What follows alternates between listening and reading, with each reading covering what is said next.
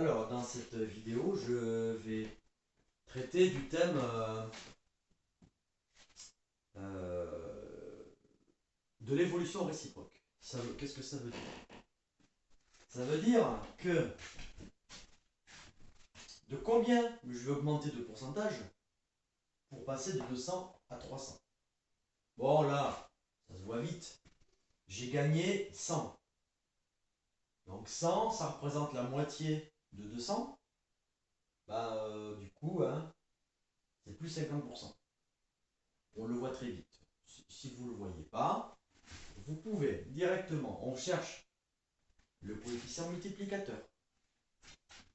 Je fais 300 divisé par 200.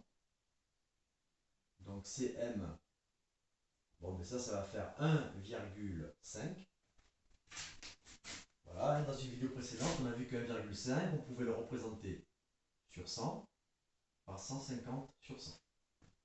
Donc, en partant de 100%, j'ai gagné 50%. Donc là, j'ai, voilà, fois 1,5, je gagne 50%.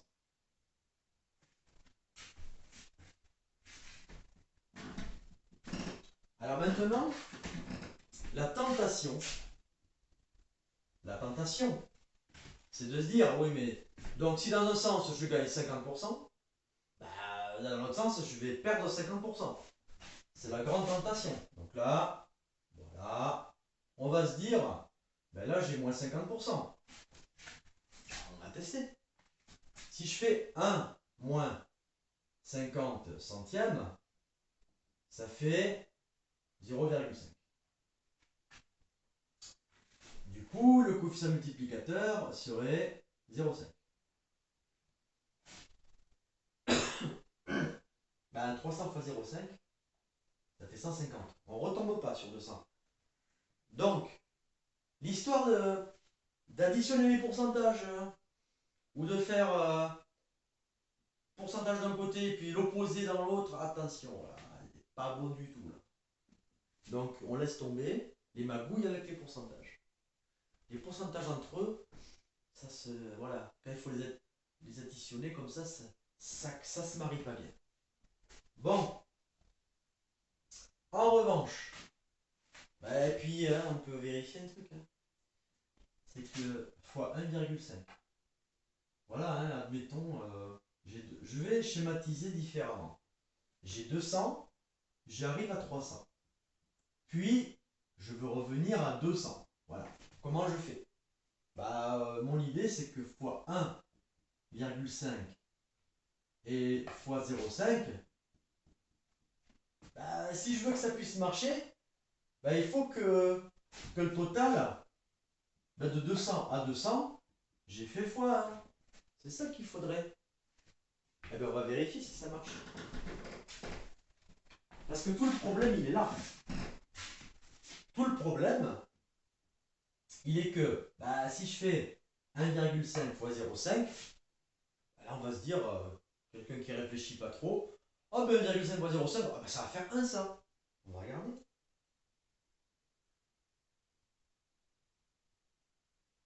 Eh ben 1,5 fois 0,75 fois 0,5, ça fait 0,75.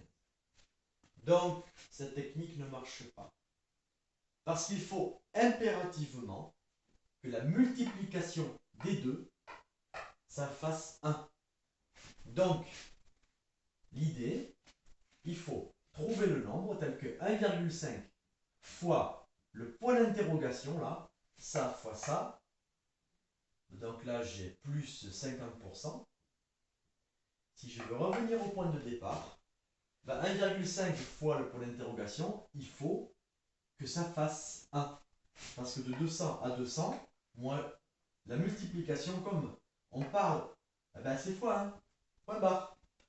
Donc lui fois lui, il faut que ça fasse 1. Du coup, le point d'interrogation, là, il va être égal à lui, je le passe en dessous, 1 sur 1,5. Donc pour retrouver le coefficient multiplicateur retour, voilà, je fais 1 sur 1,5.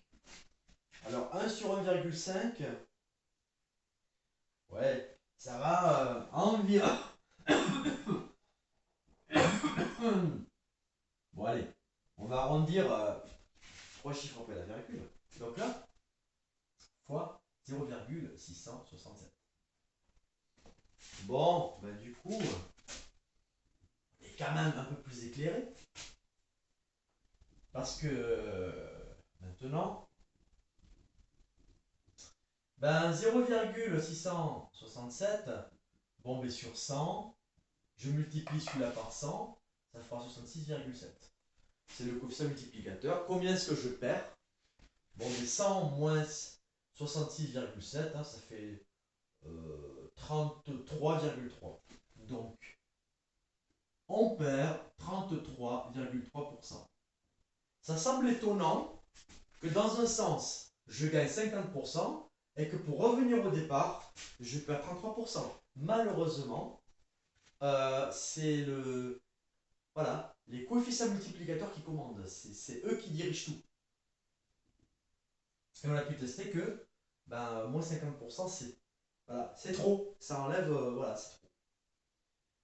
Bon, voilà, pour l'évolution retour, ce qui est important de retenir, c'est que si j'ai fois 1,5 dans un sens, le retour, il faut inverser pour retrouver le nouveau coefficient multiplicateur retour.